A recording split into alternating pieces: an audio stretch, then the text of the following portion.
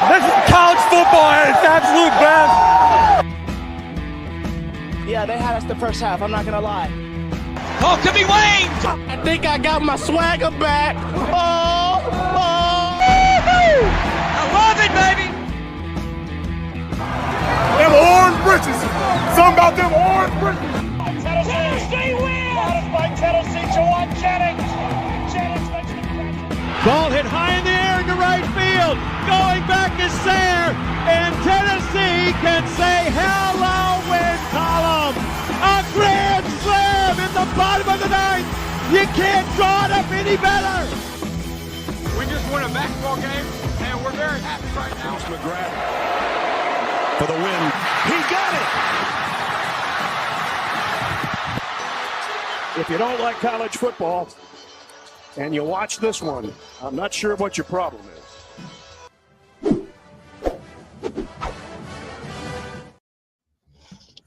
Reddit did to do, and welcome into More Important Issues. It is Sunday, April 21st. It is a fun Sunday. There's nothing better than a weekend just beating up on little brother, let me tell you. Yeah, it's I wish it could have been a lot easier than what it was, but yeah, anytime you win is a good day. It just blood pressure's a little high. Yeah, it's not that it's not that wins like that are a ton of fun, but they are when if you could be guaranteed to win those series every single time, you want those series. It's fun baseball, 3 versus 4. Good crowd. That's thanks as well to Tennessee. I will give a shout out to what I assume were 2 Kentucky fans that were dressed as Bucky from Buc-ee's on Friday night. I'll give a shout out to them. That was a pretty good stoom they had in the outfield. But a good, just all around good weekend of baseball. Weather was good in Lexington for the first time ever.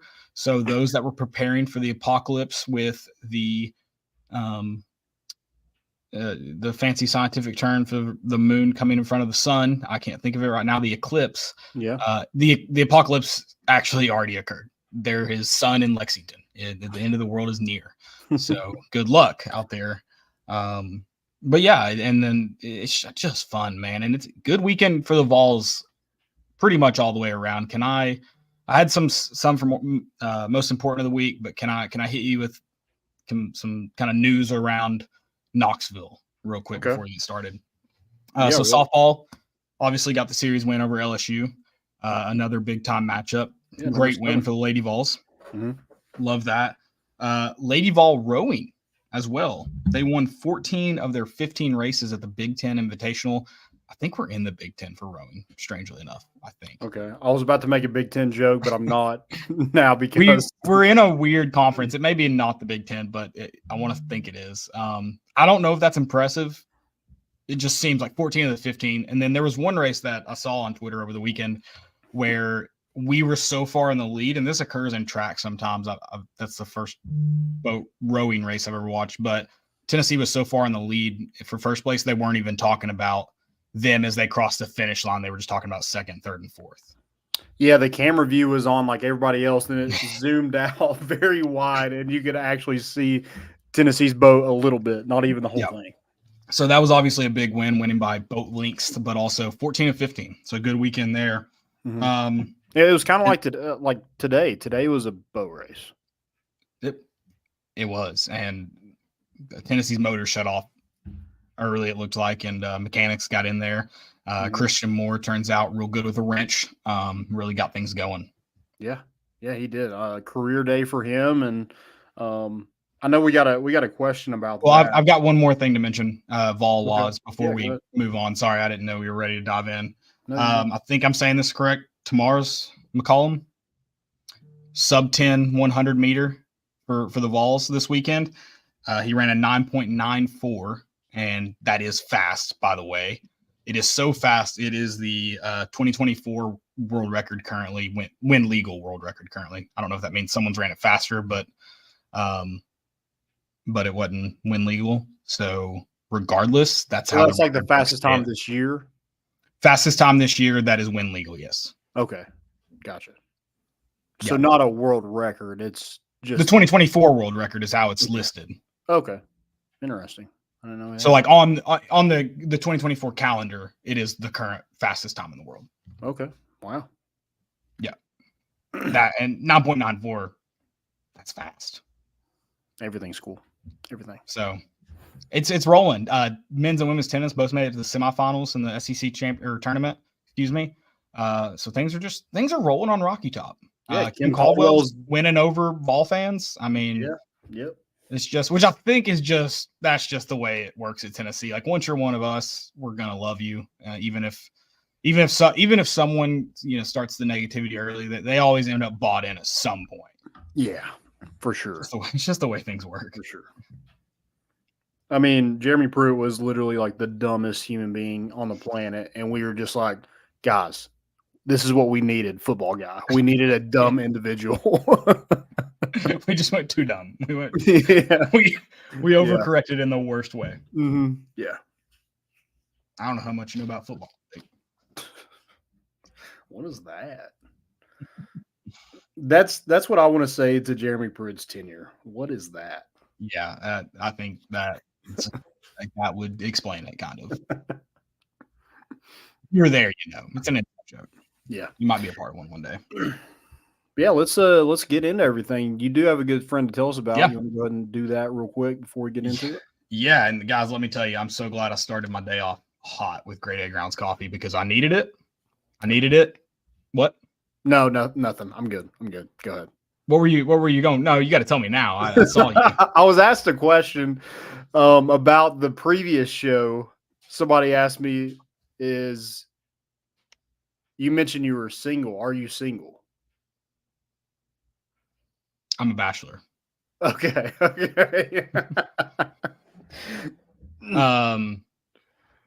Great A Grounds, anyways.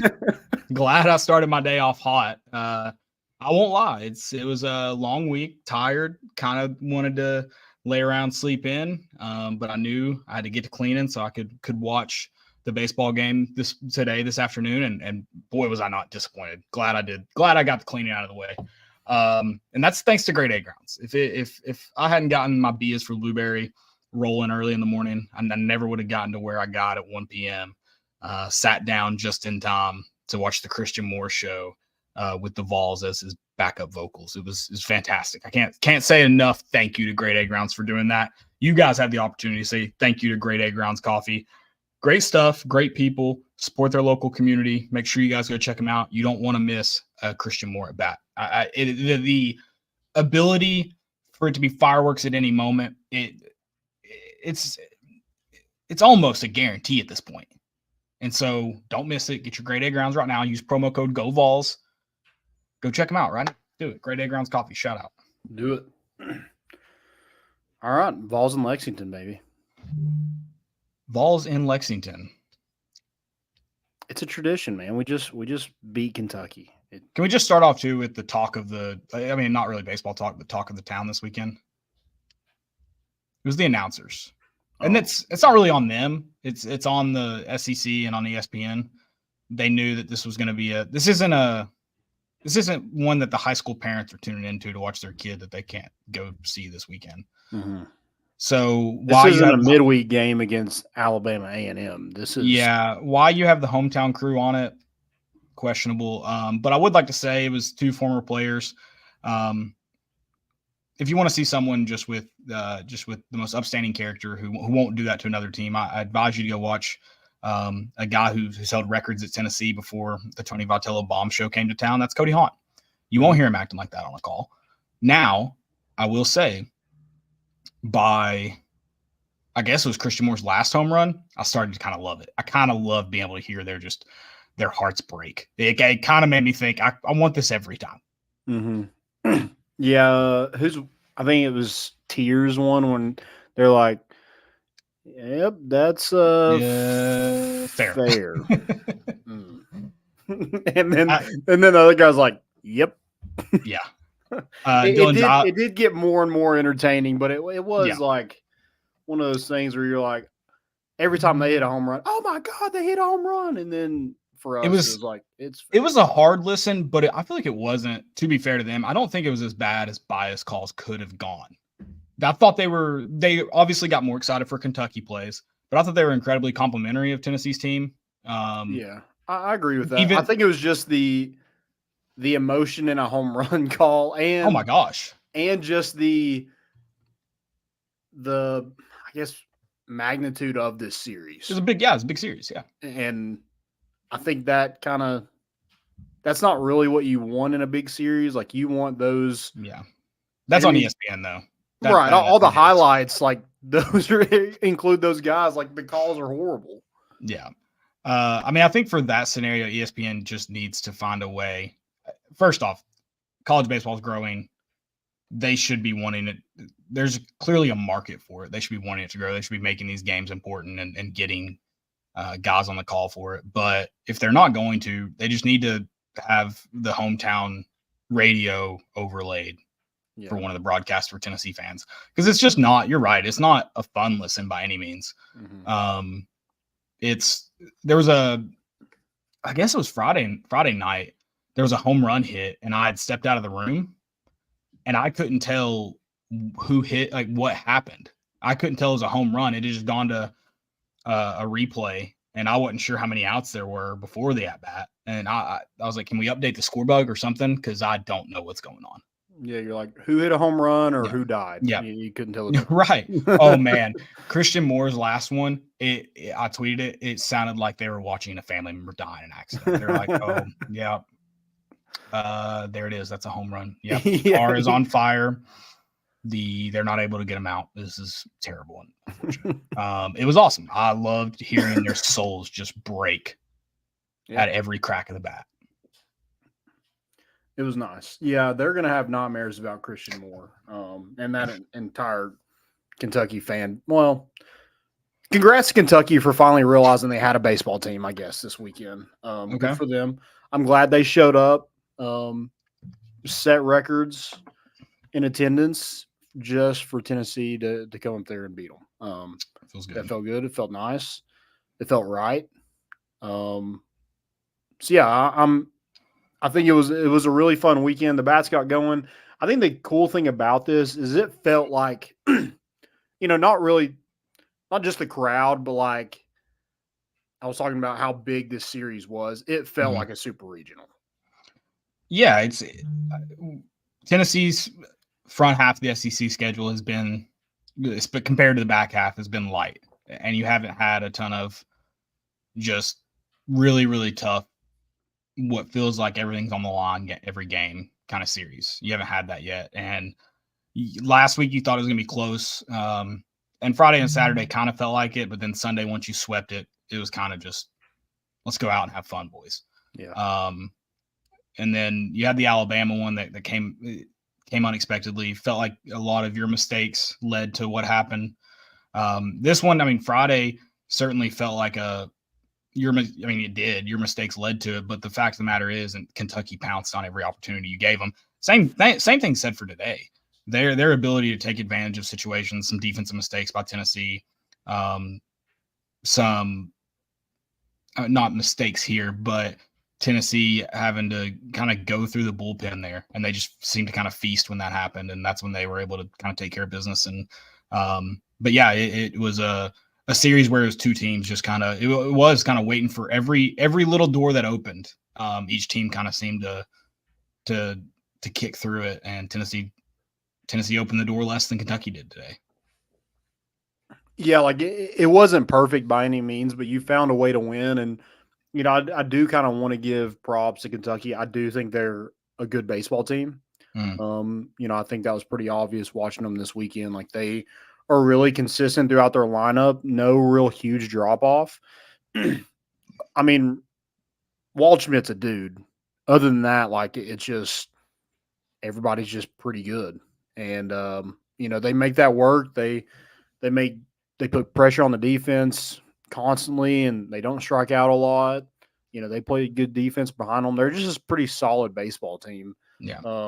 That I didn't really know a whole lot about, other than like who they beat and who are some of the top players. I thought they pitched pretty well this whole weekend. I mean, looking at the scores, I guess you're not thinking that a whole lot, but I mean, Tennessee's doing that to everybody. So Yeah, and I think the name of the game too is with Tennessee is if every pitch on an at bat isn't just perfect or you don't get them chasing, if you leave something out there, guys are gonna get a hold of it. yeah, I mean, a few of those home runs today, I thought that's just not a great pitch, but you can't have those lapses with Tennessee because guys can absolutely pound the baseball. yeah. Or it's like Kavaris Tears. I mean, there's legit professional hitters in Tennessee's lineup. With, Kavaris Tears gets 7 off-speed pitches in a row, 7. Yeah. And he's fouling them off, taking them, not chasing anything. And then he finds the right one and hammers it out of the park. And that's professional baseball players can do that. There's not a lot of college hitters that are doing that. But Tennessee's got an abundance of hitters in that lineup. And that was the difference in this series. Tennessee just had more firepower, I think, in their lineup. Mm-hmm. I don't think it was it wasn't the best performance on the mound all weekend. And I think Tennessee's pitchers probably be the first to say that. They left, they'd get ahead in counts and then it'd be 0-2 or, 1-2 or even 3-2. And we're leaving a meatball over the plate, and Kentucky didn't miss a whole lot of barrels this weekend either. So luckily we didn't really give them a whole lot of base runners on. We didn't walk a whole lot, other than some today where we plunked 2 batters. We kind of keep the base pass pretty clean. And then when they do get a hold of one, if it goes out, it's usually just a solo shot. So not a whole lot of damage done. So, yeah, I think you learn. I know Tony Vitello was talking after the game, talking about how much he's learned about this baseball team. I think you learn that you have 2 more arms in this bullpen that you can count on. And it might not be every weekend that's a, solid mow them down, but, getting some confidence back in Aaron Combs was huge. The way he pitched Saturday was awesome to see. And then Marcus Phillips coming in at the end of that game where, they get a runner on, tie and run at the plate. You're like, oh God. Things get. He hasn't seen hardly any. I don't even know if he's seen any SEC action so far this season. So he gets in that situation and, is pumping 96, 97 and got some guy to pop up, and that was all she wrote. So I think that's a good confidence builder for those guys. And, I think that's been a kind of an issue with Tennessee is just not having enough arms to rely on. Kirby got hit around a little bit. Now you're scoring some, so you can keep him in, but I think you'd probably like to make a change at some point, but you just don't have a whole lot of arms to rely on. You used up a lot of those guys. Causey, I guess you could have brought Stamos in, but you just had Kirby, who was a lefty. So, you didn't want to really to do that, but having a guy like Marcus Phillips get in there and get the job done, I think it's going to help this team going forward. Yeah, and we know Kentucky likes to steal. What was their final count on the weekend? Do you know? It definitely. I can look it up. Yeah. No big deal. The only thing I was going to say is I just feel like Tennessee handled that pressure better when there were guys on base. Mm-hmm. I know that's something Tennessee struggles with just because that seems to be something they haven't in the past, haven't worried about with runners on base, but they seem to handle it well and not let Kentucky kind of control that aspect of the game pretty decently this weekend. I, again, don't know what they ended up with. Just 2. Didn't they have like 6 or 7 their last series before Tennessee?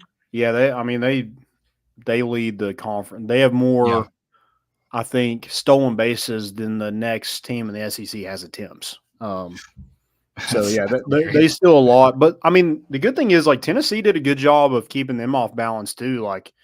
We picked them off 3 times, caught them, either trying to steal or trying to get an extra step or just not seeing the. Sander had a great one today. Beam had one. think Cal Stark had a back pick the other day. So, yeah, just solid defensively. And, again, just keeping them off the base pass is one thing. But when they get on and getting some of those easy outs and in the innings like that, those were huge. Yeah, absolutely. Another note from me, at least on my end, Blake Burke, he extends his hit streak to 30 games. I know. Another of note kind of to add to that, and I'm not saying I disagree, but they currently call it one of college baseball's most unbreakable records, and it still seems unbreakable. It's 58. Good God. But let's note this. Blake Burke has enough games, and he has 30 right now. That means it's not going to stand as, unbreakable currently. It's not like he's got 30 hits or 30 hits in 30 games with 5 games left. Mm-hmm. Yeah. So I don't know how many games are left, but I got to imagine if you get to Omaha, it's got to be pretty dang close to 28. Yeah, it would. You'd have to do some damage in the SEC tournament. Yeah. Right. But yeah, so it could happen. I'm just saying it is called an unbreakable record. It could happen. It'd be pretty cool if a Tennessee player broke an unbreakable record. Mm-hmm. When was that done? Do you know? 1987. Okay, that doesn't count.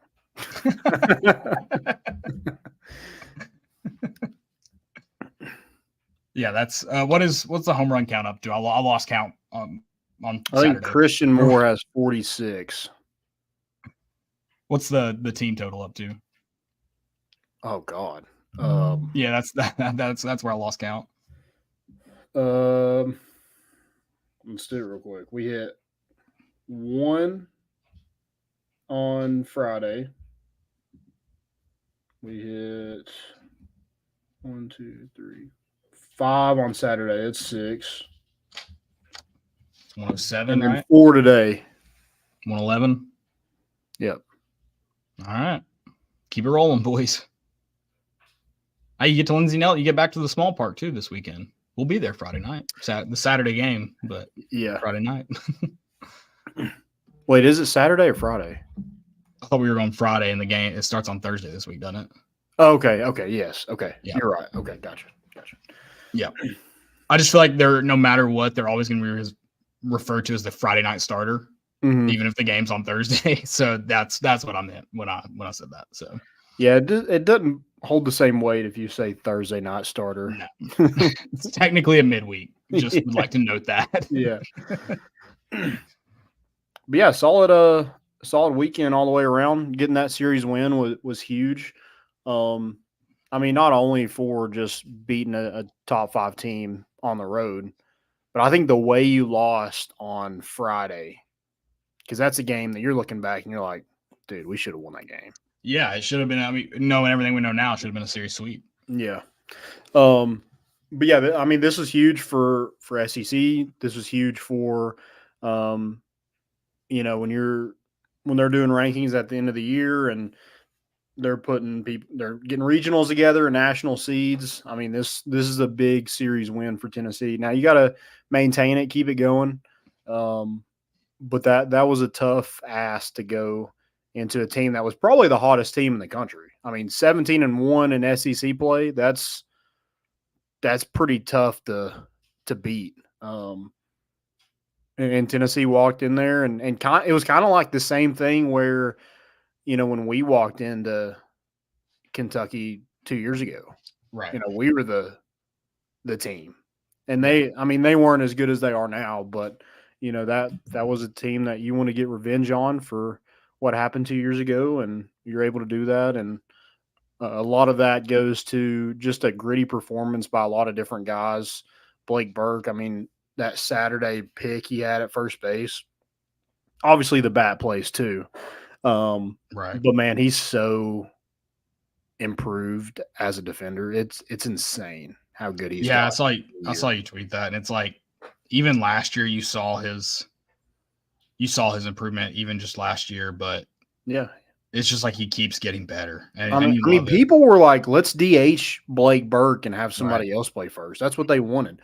I mean, people were like, man, I wish we had Luke Lipsius back at first base. And now he's a strength of this team at first base. Oh, absolutely. absolutely. And then Christian Moore just keeps hitting home runs. I mean, it's unreal what he's doing at the plate.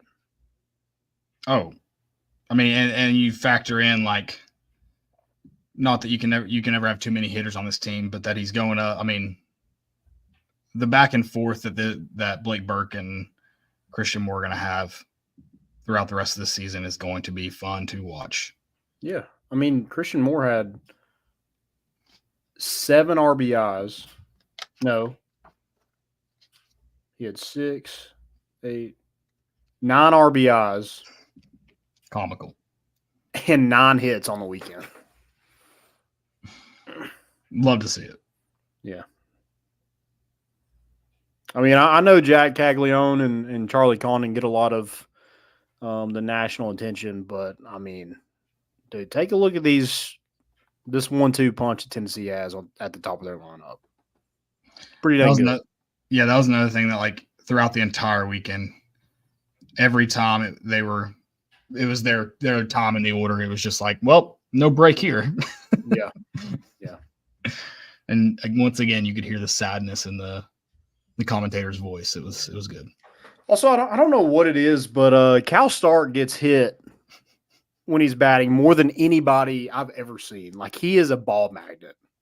I don't know if he's just like up close to the plate. And he's thinking, check that on base percentage, Landon. And yeah, I don't know what it is, but he's always getting plunked. So it is big to have, that 9-hole hitter get on base when you have Christian Moore up next. 100%. Yeah, it's fun. All right. Yeah. Anything else for baseball? No, I mean, dude, when AJ Russell gets back, I mean, say goodnight. Yeah, if you're asking if this team can get better, the answer is yes, it can. Yeah, it can. And then Billy Amick didn't even have a good series. No, and it was one of those, like, last week you're so impressed coming back, and not that he was a disappointment or anything, but that's just a guy you expect to show up every single time. And so without him, your hopes kind of get less and less, but this team they're deep and they're filled with guys top to bottom in the lineup, and it's good luck if you're playing them. Good luck. Yeah. We'll come back kids this weekend. Felt good. Yeah. Felt good. All right. And then we have Western Carolina in the midweek, and then we have Missouri next week. We do have a question. It's from our good friend here. Let me get to that. It's all ball everything. Says greatest single game performance since. He's talking about Christian Moore. Oh gosh, in baseball or in anything? I guess we could go anything. I was thinking baseball, but yeah, we can do anything. I'm like, in baseball, I don't have a clue. I would say single game. Yeah, what stands out to me is Evan Russell against Vanderbilt in 2020. 3 home runs. Dang, that's crazy. That was 4 years ago. I didn't realize that was 2020. 2020? 2021? 2021, sorry. 2021. Yeah. Still 3 years ago. That sounds unreal. What was the final of that game, though? Not that makes it less impressive. Just thinking of, like, because I thought Tennessee kind of won that game fairly handed. Like, it wasn't a two. It was 8-4. Okay, so definitely impacted it. Yeah. Yeah. I mean, that's got to be it. It had to be 2021. Had to be the most recent single game performance. Mm-hmm. I'm trying to think of. I mean, honestly, I don't know what Drew Gilbert did before that Wright State game. Probably one. That's unreal. And he's probably got a game where he he had a pretty solid single-handed performance there. I mean, if we're going like all sports, I mean, you could probably go any game Dalton Connect scored a whole lot of points when we won. That one. I mean, the first one that popped into mind was Jalen Hyatt. Yeah.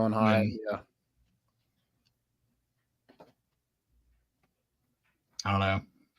Yeah, that's probably.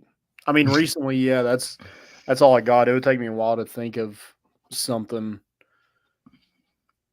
else. Didn't Eric Ainge throw for like 6 touchdowns in a game against Kentucky? I think. Okay. I think. Didn't we have a guy have like he set like a school record in sacks against Kentucky, didn't he? Possible, very possibly. Okay. If it was the same one as Ainge, I think Ainge's was in that. Went a couple overtimes versus their wide receiver quarterback. I think it was that game that he scored 6 touchdowns in. Yeah, I don't know. I like that J-Vol did mention, he said he was at the game today. Safe to say UT and UK fans hate each other in all sports. That would be correct. I also love that you have the Tennessee fans now using the Kentucky basketball logic, but some of them are stating it and saying you can't talk about it till you get to the College World Series. I mean, they dug their own grave there. Love it, but also mentioned the UK dugout, and I thought they were legit going to eject Christian Moore after that, and I was like, that's so dumb if they do. That dugout. I did forget Dean Curley had a really good game earlier this year. I mean, it was a midweek game, but right, you're right. Yeah, that was just like that kid's just playing. You know, he's just having fun. He's in the backyard. Yeah, and somebody asked me that it was our buddy Hunter. He was like, who are like, it's hard to tell like who are the big personalities like just on TV watching it, but like when you're at the games, you usually get to see like who is the fiery guys. And I mean, it's always been Christian Moore since he was a freshman. I mean, he's always had that mentality. It just kind of trickled over from, you know, those guys that were there at that time, you know, the Drew Gilbert and Evan Russell. It just kind of trickled down to him as well. You know, Blake Burke's really not that. He's kind of even kill. Cal Stark is definitely like that. He will let any batter know at any time what he thinks about them. But yeah, those are kind of your big personalities. But yeah, Christian Moore is definitely backing it up. Yeah, the reason I'm glad he brought up the UK dugout is because, guys, you are not playing softball at Bauer Field. Cool it with the chants and the dances. It's embarrassing. Yeah, the Spider-Man thing is cool. That's the only thing I think is cool. But I do want to point out they copy everything still. I mean, you talked about last week, I think you talked about how we had the on the back of the mound, we had the checkerboard. They did that this week. Well, and then they had a song where they did this when a player walked up. And I was like, God. Every single time it came back, whether it was a mound visit or a pitching change or, you know, between half innings, whatever it was, they were doing some dance. And I was like, do y'all, you just choreograph all these? Yeah, this is in the break? Good Lord. I mean, High School Musical, where's Troy Bolton at? I mean, this is insane. It's insane. Better swing. Yeah. It was one of the more embarrassing. It was embarrassing. I'll leave it at that. Well, I'm glad they put on a show for all those Tennessee fans that made the trip. Yeah. You know, the announcers did keep saying like, yeah, this is a huge crowd, Tennessee and Kentucky, or Kentucky fans and Tennessee fans.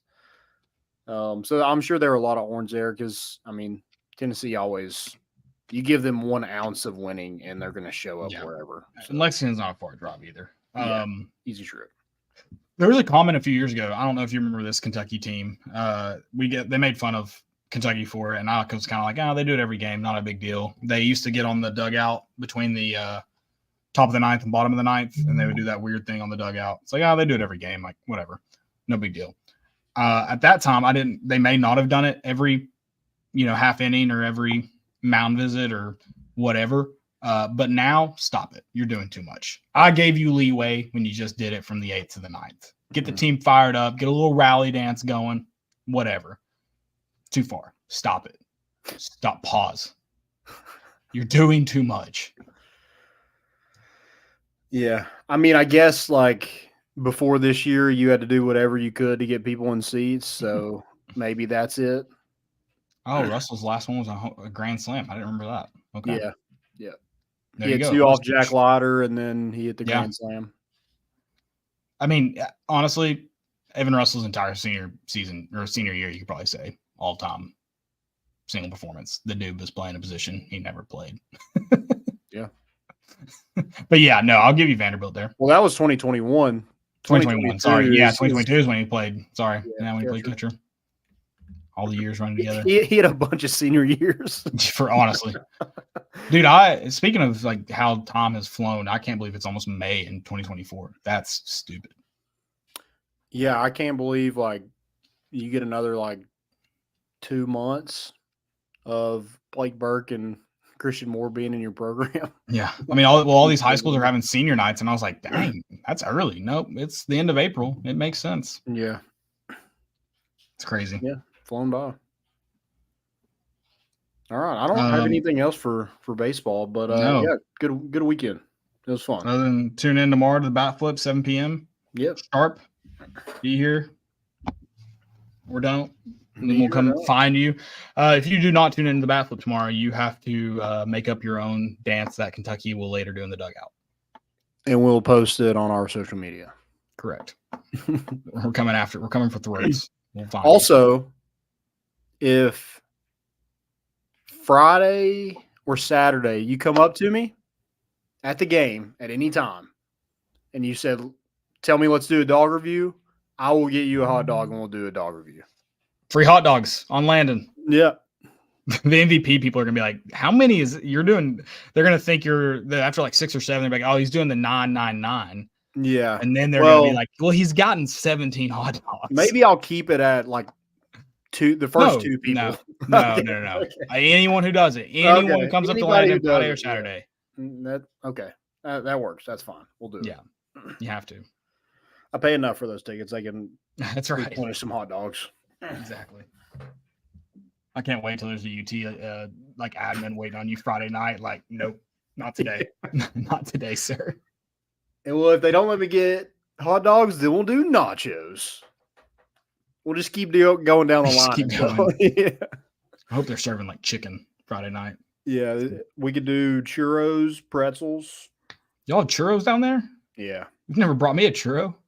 You never asked. You never came up to me at the game. You never told me there were churros. Well, it was kind of a secret, but I've let the cat out of the bag. You told a lot of people here. All right, tune in tomorrow, Bat Flip. Let's talk some commits. Let's do it. Let's start with football here. Tennessee landed a 3-star defensive back, Sidney Walton, out of Moody, Alabama. So dipping into the old, is it Yellowhammer State? They say it in their song. I don't know. Yeah, I don't know what that means, but hey, you I don't got think one they're out the of there. Yellowhammer State, though, but I don't think that's a thing. I don't know what it means. But yeah, he got some offers from, a lot of schools in the SEC, Ole Miss, Vandy, Arkansas, Missouri. They are the Yellowhammer State. Wow. Would have never. That sounds terrible. That's for a bird. For a bird. A Yellowhammer bird. Yeah. That's a terrible state name. Yeah, that's bad. But yeah, he committed to Tennessee, and he's ranked the 28th safety per On3 Sports, and the 3rd defensive back that you landed so far in the 2025 class, and 6'2", 185. Yeah, just a solid commit. I know he came to Tennessee, was on campus a couple of times during his junior season. Made it to a few games, and then came back the last couple of weeks and just made it official, and got in the boat for Tennessee. So love to see it. Yeah, and this staff is clearly just loading up on defensive backs. Third one in this class, and I think they've got a few more they're targeting. So, well, we had one already commit and decommit. He was like, "If there's going to be a lot in here, I don't think I have a spot." Fair, yeah. And then you have Rodarius Jackson, who is set to make his college decision tomorrow between Ole Miss, I think Mississippi State and Auburn, I think are the 4 teams in Tennessee. He's at a Sheffield High School in Memphis, Tennessee, number 12 wide receiver per On3 Sports, and number 80 prospect overall, and number 3 player in the state of Tennessee. So, love to see. The good thing about like wide receivers now is like we never have to worry about that ever being a problem with recruiting ever. Jalen Hyatt, you get full credit for that. Oh yeah, yeah.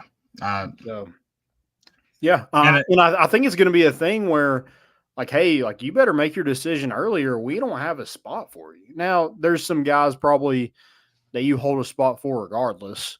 But if Tennessee, the board's going to be pretty broad, and if you get in the boat, that's probably your spot. So, got to do it early, because there's going to be a waiting line to play receiver at the University of Tennessee. But Rodarius Jackson is set to commit tomorrow, 6'2", 180, and he is on the same 7-on-7 team as George McIntyre, so I'm sure that helps. Yeah, got to be a good selling point. Yeah, and we already got a Fong bomb for him, like a prediction. I think that's a new thing that they're calling it. Okay. It's Steve Wiltfong. Instead of crystal balls, or okay, so just yeah. So that On3 doesn't do crystal balls anymore. They do like expert predictions, and so Steve Wiltfong obviously was with 247 doing the crystal balls, and now does expert predictions, but it's called a Fong bomb, I guess. Whatever, I'll take it. You don't like it? I don't know. It just doesn't sound right. Fong bomb. Yeah. Yes. Yeah, it sounds like a Fong bong, kind of what it sounds like. Happy 420 to all those who celebrated. Shout out Blake Burke hitting a home run 420 feet on 420. That's awesome. Oh, sick. I bet there's somebody out there who's just like, oh, yeah, I'll smoke to that. I guess. Yeah, probably. Flipping to basketball a little bit, you have Dwayne Brown, who committed to Tennessee. Out of Hoover, Alabama, we did kind of mention Jeremy Pruitt and his saying during two-a-days when he was at Hoover. But, yeah, the Dwayne Brown, center, 6'9", 235, number 16 center in the class of 2025, number 1 player in the state of Alabama. So just dipping into Alabama this week and landing some recruits. Love to see that. Yeah. Big physical guy. He is just 6'9", so probably going to be more Tobe Awaka type, but I think he averaged 15 points, 11 rebounds, and they won the 7A state title.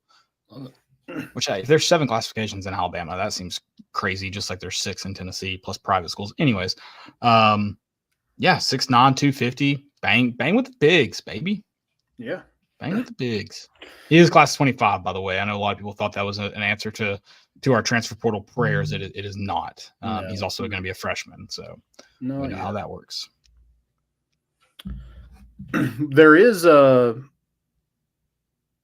think Ben McKee and Ron Shumpert were talking about the Ohio State big man who's originally from Chattanooga, Felix. I would butcher his last name, but it starts with an O. Is he from Chattanooga, or did he go to Hamilton Heights? He is from Chattanooga. He actually went to Link Academy where Julian Phillips and Cam Carr played. So he knows them. There's a little Tennessee connection in there, obviously from Chattanooga too. And I think he was looking at Tennessee out of high school and is now in the transfer portal after spending 2 years at Ohio State. Averaged 6 points and I think 6 rebounds, but over – it's like 2.4 blocks per game. I'm like, okay, rim protector. Hello. Yeah. So I don't know. I don't know if they'll be in that one or not, but they were Ben and Ron were tweeting them about some different things that would make sense if Tennessee went after our buddy Felix at Ohio State. Yeah. Great name, by the way. Yeah. Sign me up. Yep. We did have some transfer drama. I just wanted to kind of mention this because I'm sure it'll, fill some content in here. What do you think about Kentucky contacting Adu? What's your kind of feelings on that?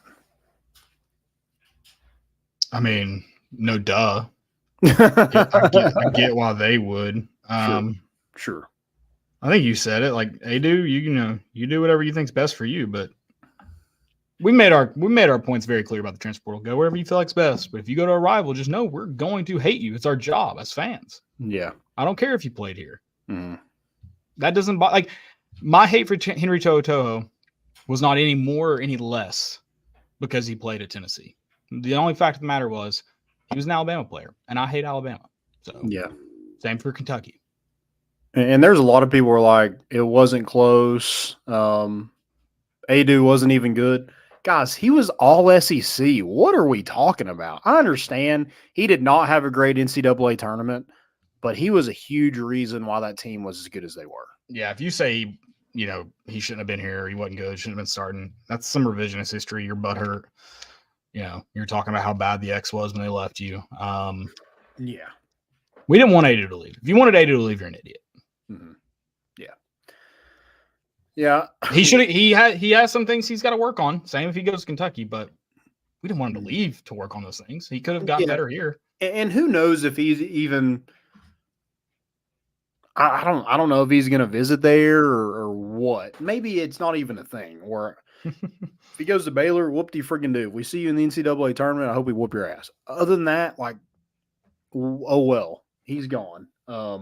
I think it was pretty clear that he has zero chance of coming back to this program after Rick Barnes kind of put it out there in his press conference. I mean, I agree with Jamal Mashak's kind of comments about all that stuff. And yeah, good to kind of, I guess, for him to get out, and he'll be a leader on this team next year, kind of set the record straight on if you're with us, you're with us. If you're not, you're not. Good luck. Bye.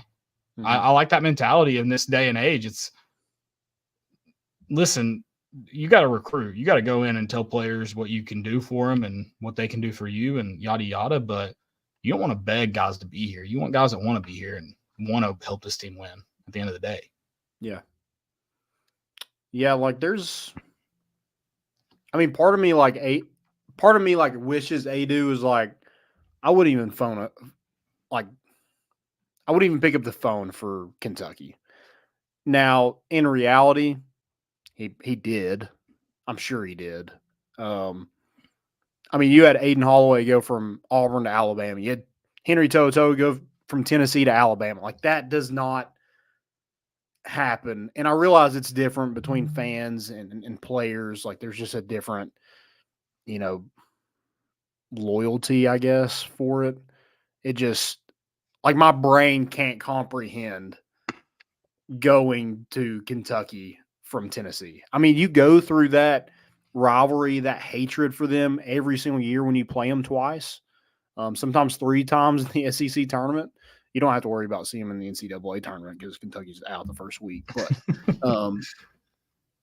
there's that just baffles me that would even be a possibility. Yeah. It's the way it is, though, unfortunately. But, yeah. Yep. Definitely different times. I would love to ask, some guys that played, a long time, like a Chris Lofton.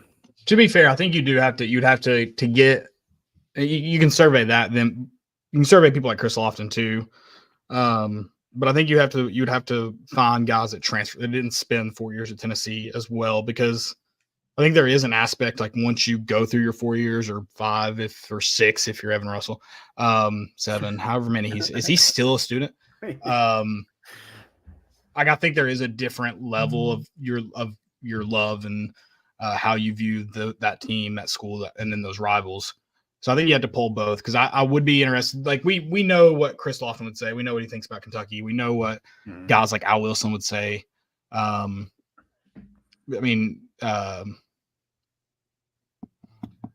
to think of who we've talked about on this show with talked about some rivals with some people on this.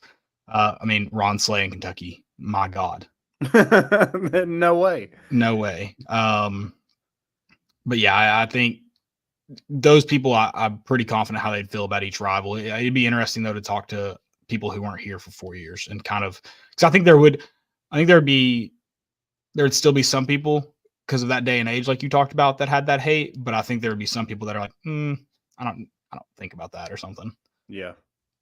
Yeah. It'd be interesting to get some different perspectives on that. Yeah, I mean, we'll see what happens. I think the later it goes with Tobey, it's looking more and more like he's not going to return. Because if you don't return immediately, I feel like you are enjoying the process.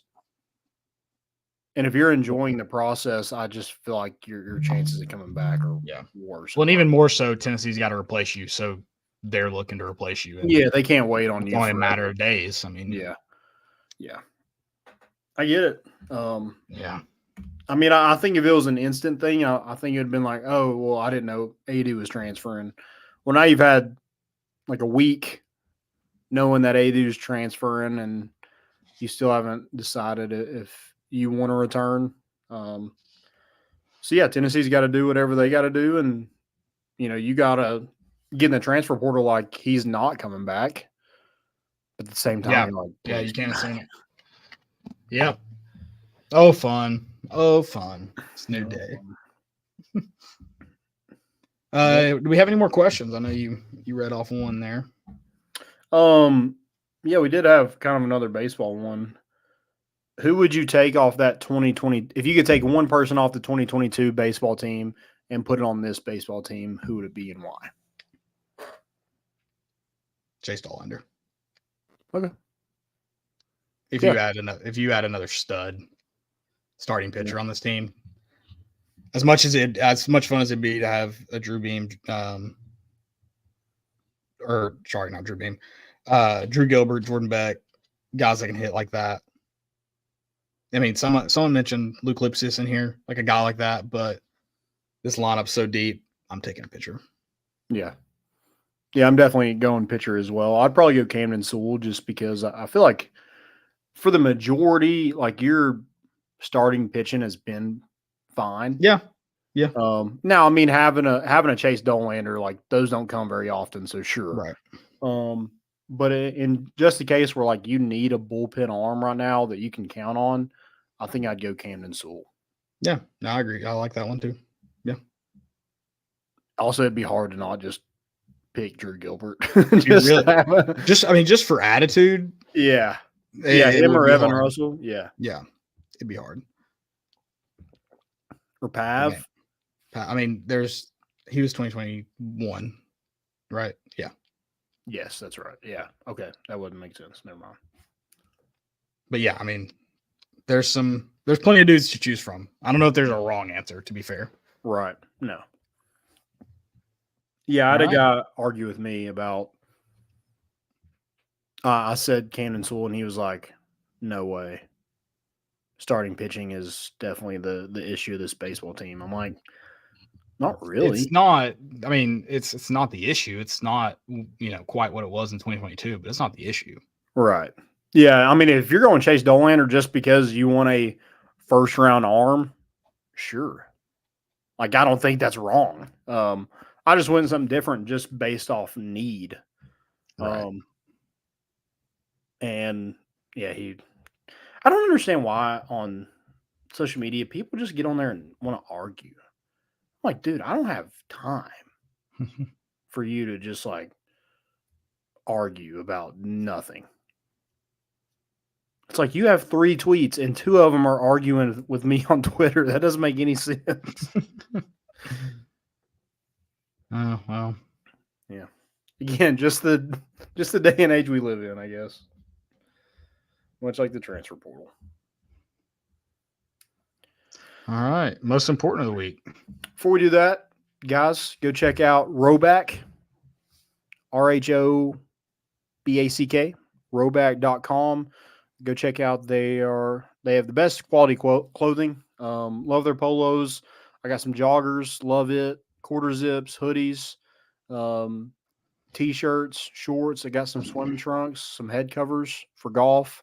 They even have some women's wear. If you wear that or significant other wears that, whatever, go check them out and use promo code More Important Issues for 20% off your first purchase. Again, 20% off your first purchase using promo code More Important Issues.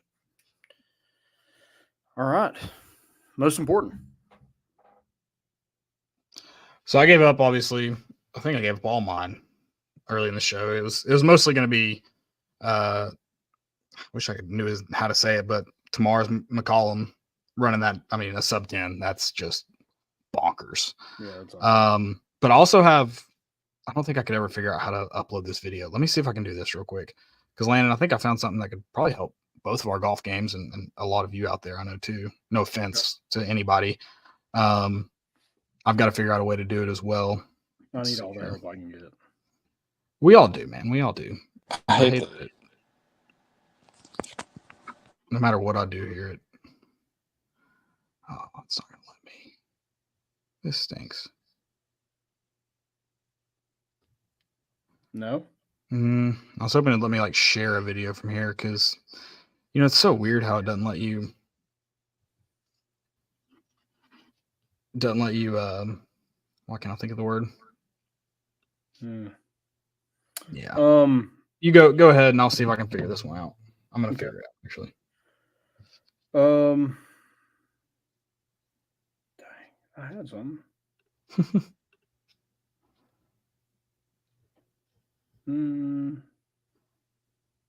Oh, I don't know if this is a most important or a fail, depending on, I guess,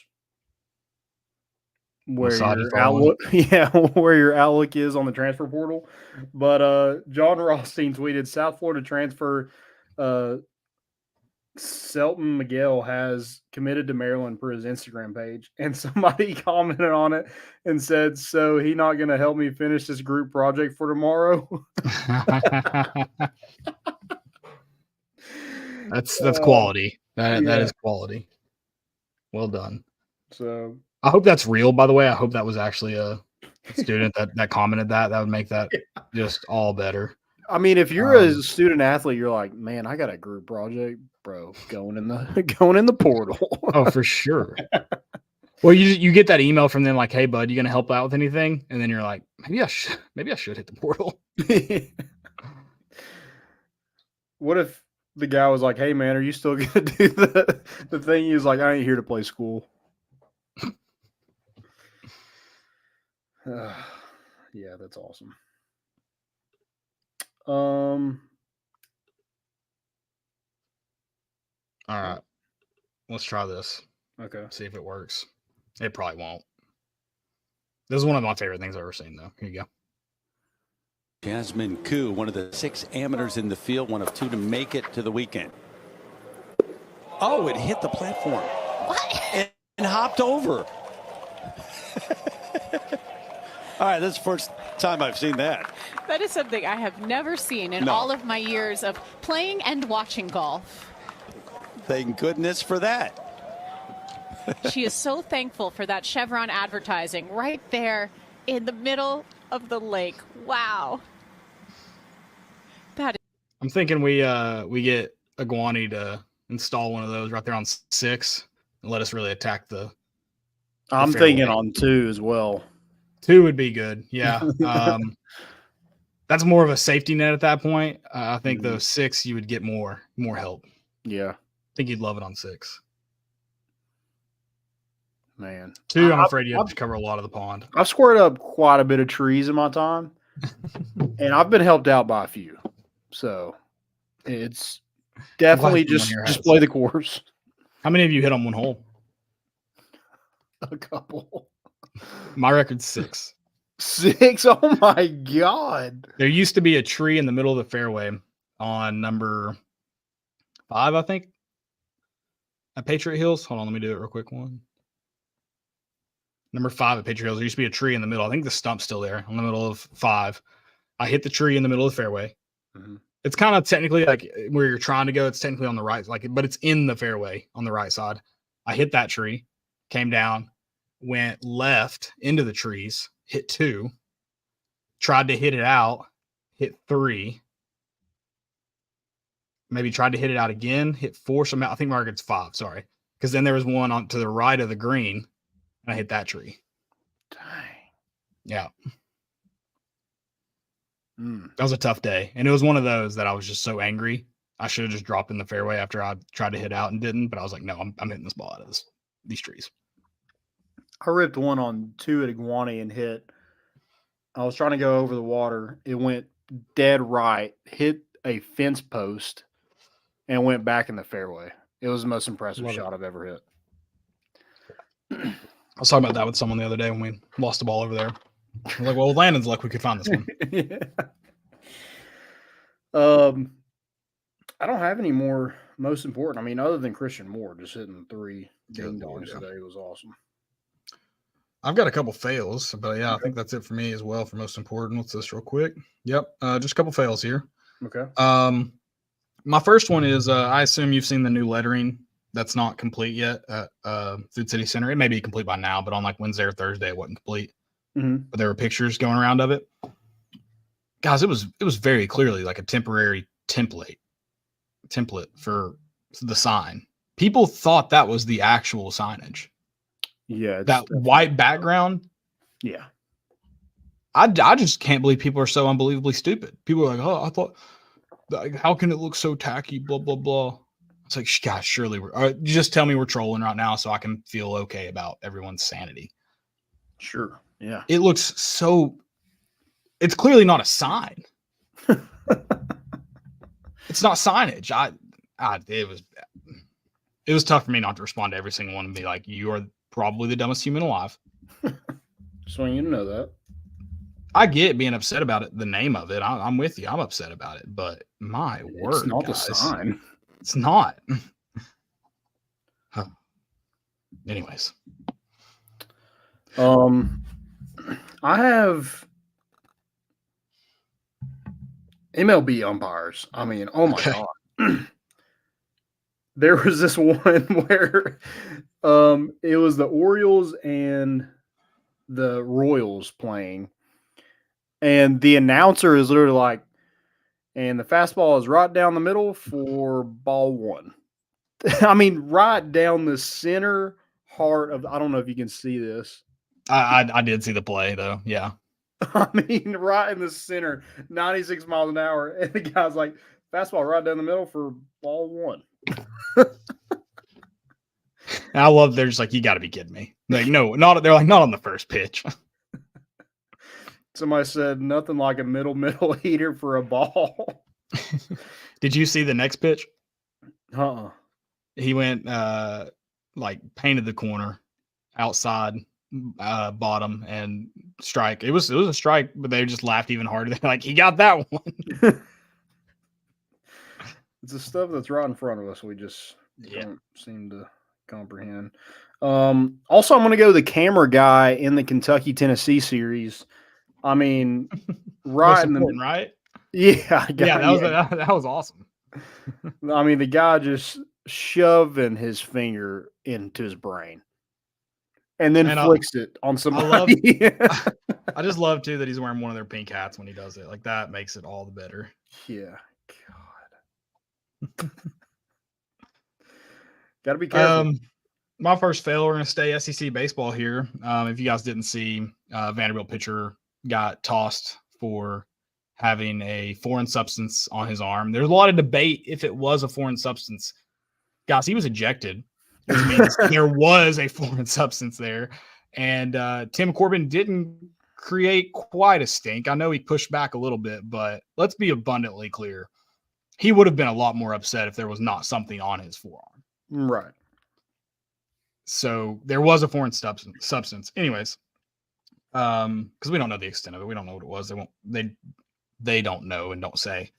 But Vandy Boy _19. And I know what you're thinking, Caleb. Yeah, that is a grown man. He does have a goatee. He is not a boy, but he calls himself a boy. He's a real boy. He tweeted, "There's no way anyone will ever convince me that Tennessee isn't somehow tweaking the bats. Their guys are getting drafted, suddenly become normal in their power output." He accuses Tennessee of cheating the very same weekend one of his players gets tossed for cheating. Yeah. So I got into it with a Vandy fan too over the same thing. He was saying like, oh, big for Tennessee to call or accuse somebody of cheating. I was like, accuse? He was ejected, you moron. he was, which it is to note, Jordan Beck was not ejected for his slip up, his stickerless bat. The bat was ejected, and by the way, nothing came of it. They tested it. The bat was. I assume the process surely is to test the bat, and then more suspensions would be levied if the bat was not legal. Mm-hmm. The bat simply, according to the rules, had not passed the test because it didn't have a sticker on it. They take it back, get it examined, similar to Cody Hahn's bat, who Tim Corbin had checked. And that one also was not illegal. So what have we learned today, kids? Surely Vanderbilt folks can do the math. That's a good school. Yeah. Yeah, it's a real shame that Vanderbilt isn't playing here this season. There'd be a lot of arm checks, I'm sure, out there after this weekend. I hope there's just an abundance of Vanderbilt stickers on every single bat of ours. Just all over the bat.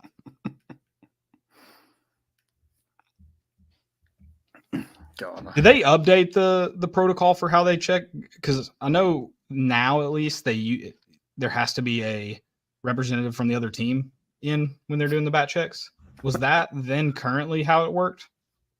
Because that would make it even better for like, there's that one Vanderbilt guy, whatever his job is with the team, who like sees it happen and he's like, I know that bat was checked and it was good, but I'm not going to say anything. Yeah, I know sticker. Who was the manager that put it on the kid's arm?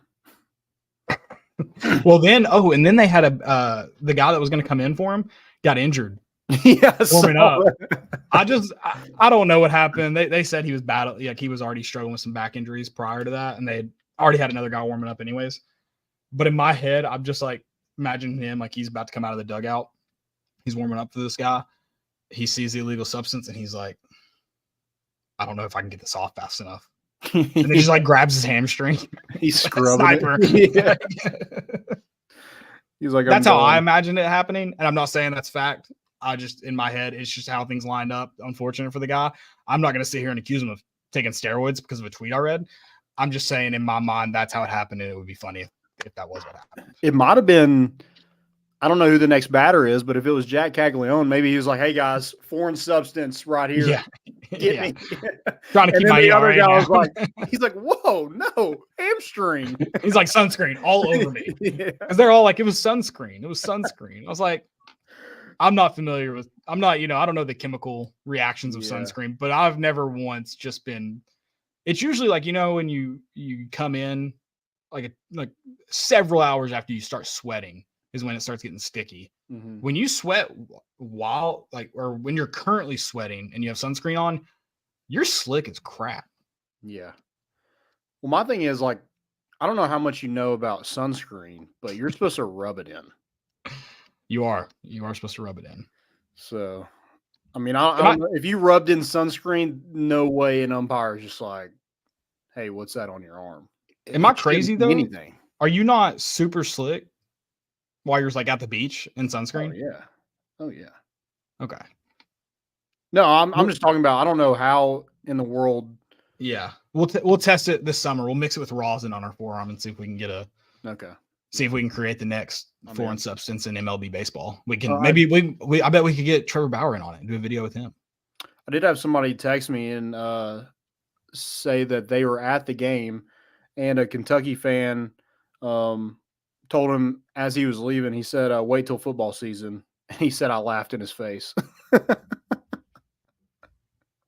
I mean, they're delusional. They're guys, we don't have baseball. We don't have basketball, but we got football. Brock Vandagriff is lighting it up in our spring game, and Arch Manning already won the Heisman because of the spring game. I mean, it's over. Wait till football season. That's a fellow of mine. It's just spring game in general. I mean, a couple years ago, Hendon Hooker was the worst quarterback in our spring game. By far. And yeah. I mean, if that's the case, Gaston Moore should enter the transfer portal, and he should be the most wanted quarterback in the portal. 1,000%. I hope he doesn't, because we definitely need a backup. But And we need someone for next spring game. exactly, And we're going to get the waiver for him to participate in every single one. So yeah. Gosh. Hey, good weekend. Vanderbilt's cheating. Kentucky's ready for football season. I would love if it came out that this was like a program-wide thing that Tim Corbin's been instituting. Just the all-American good guy, Tim Corbin. Yeah. And then you get the stamp over his face. Cheater. There'll be an HBO doc on him. 30 for 30.